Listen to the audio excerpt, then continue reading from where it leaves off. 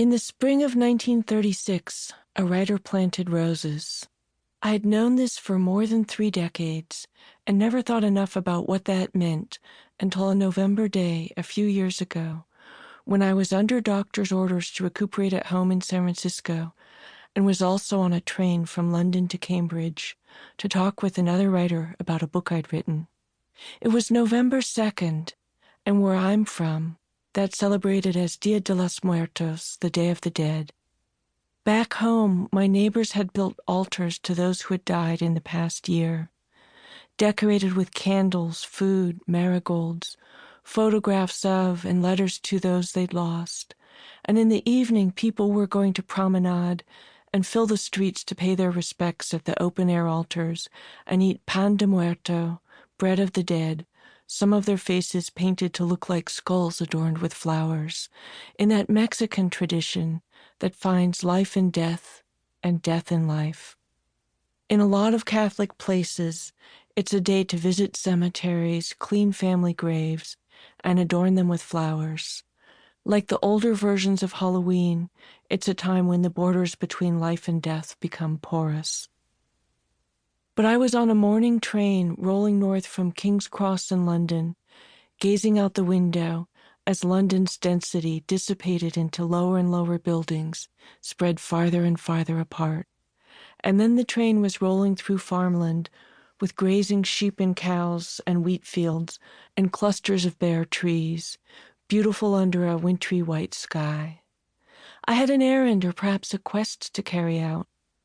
I was looking for some trees, perhaps a Cox's orange pippin apple tree and some other fruit trees, for Sam Green, who's a documentary filmmaker and one of my closest friends. He and I had been talking about trees and more often emailing about them for several years. We shared a love for them and the sense that someday he might be making a documentary about them, or we might join forces to make some kind of art about them. Sam had found solace and joy in trees in the hard year after his younger brother died in 2009, and I think we both loved the sense of steadfast continuity a tree can represent. I had grown up in a rolling California landscape studded with several kinds of oak trees, along with bays and buckeyes. Many individual trees that I knew as a child are still recognizable when I return, so little changed when I have changed so much. At the other end of the county was Muir Woods, the famous redwood forest of old-growth trees left uncut when the rest of the area was logged. Trees a couple 100 feet tall, with needles that condense moisture out of the air on foggy days and drip it onto the soil as a sort of summer rain that only falls under the canopy and not in the open air.